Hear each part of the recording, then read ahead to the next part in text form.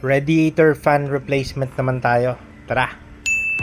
Okay, so for today's video guys, magpapalit tayo ng radiator fan. Kasi as you could see, medyo nagka-problema tayo dito. Nung tinignan ko to, nakita ko nakapaling na yung radiator fan natin. And nag-create siya ng ingay. So ito yata yung naging problema, and natanggal na yung LC. So kitang-kita naman siya, parang ventilador, 'di ba? So ito, bumili ako sa SAR Plus ng fan. Kakalasin natin to gamit ng mga tools na to. So ito yung nabili ko. Plan ko, if hindi sila magiging kamatch, ay ililipat ko na lang itong motor doon sa sa lumang case niya. So ito, tinanggal natin yung motor ng fan.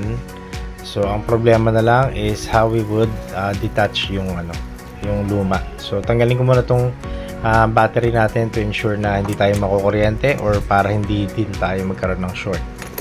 Hindi naman yung pinaka-purpose. So let's take a look kung paano natin tatanggalin ito. Ito medyo sisipat-sipatin lang kasi first time ko lang itong gagawin.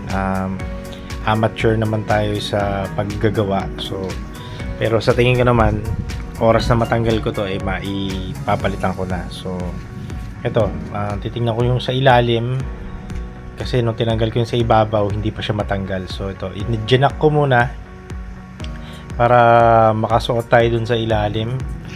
Kasi ito, tinanggal ko na rin yung takip nung ilalim para maka-view natin kung saan nakakabit. Kasi kala ko pag tinanggal mo yung sa ibabaw na dalawang tornilyo or screw, mare-remove na siya, pero hindi pala. So ito, nakita ko meron pa palang screw din dito sa may baba. So tatanggalin lang natin to. Parang 12 lang yata ang sukat nito. So easy lang naman tong matanggal. So hindi naman siguro siya masyado magiging problema. So ito, gamit lang tayo ng 12mm na wrench. And ito, madali naman siyang tanggalin. Hindi naman siya yung katulad ng ibang tornilyo na sobrang hirap kalasin. So tignan lang natin if magiging successful to. So natanggal ko na, and yan, as you can see, yung fins niya medyo na damage ng konti. Buti na lang umi-slide lang yung LC doon sa radiator fins. Hindi naman siya totally, hindi na siya magagamit or hindi naman siya recreate ng butas. So ito na, tinanggal ko, and as you can see, ito yung luma na pinaka case niya. Iisipin ko na lang kung paano ko ililipat yung bagong motor niya. And as you can see, medyo natunaw siya. Siguro nag-init yung motor nung luma, and then tinunaw niya ngayon yung pinaka case. So ngayon, gagawan muna natin ng paraan para natin maikakabit to doon sa luma, kasi upon checking, magkaiba yung yung tornilyuhan nila. So ito, ikakabit ko muna to dito. So gawan ko muna ng paraan paano. Ayan, medyo ginabi na ako, pero awa naman ng Diyos, nagawa ko ng paraan paano isasalpak doon yung lumang yung bagong motor doon sa lumang casing niya. So ito na, testingin na natin. So far okay naman. Tinry natin sa battery muna, para mahirap kasi kung ikakabit mo kaagad tapos hindi pala gagana. So ito, na-install ko naman ng maayos. So all we need to do now is to connect yung mga wires niya, and using electric tape para ma-secure natin na hindi naka-open yung wiring ng radiator fan. So ito, kinabit ko lang at pinutol ko lang dun sa luma, and easy naman to.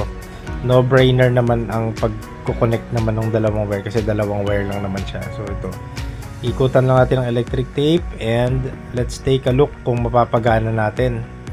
So ito, medyo sturdy na siya, tinesting ko na, and medyo okay naman yung pagkakabit natin. So itatry ko muna kung mapapaandar na natin, no? So testing, ayaw mandar. Siguro tignan ko muna kung ano yung maging problema. Pero nakita naman natin nung tinesting ko yung radiator nung nakakalas, gumana siya. So ito, kinabukasan na to. So tinetesting ko ngayon kung may problema yung ating mga fuse, kasi pwedeng nasira din to. So nagte-testing tayo ng mga fuse, and using a tester now, tinatry ko kung gumagana lahat, and ito nakita ko yung sa pang radiator ay putol pala. Siguro dahil nga doon, dahil nagka problema siya, so nag connect na yung problema, and ito testing ko, pinalitan ko lang yung fuse, and yan, nakita nyo naman gumana siya instantly. So pag nakakonect ang aircon, gagana parehas siya. So ibig sabihin, hindi porket binuksan mo na yung makina umaandar na kagad yung fan. So yun lang po guys, I hope you learned something out of this experience na ginawa ko, and sa susunod na video ulit, ayos.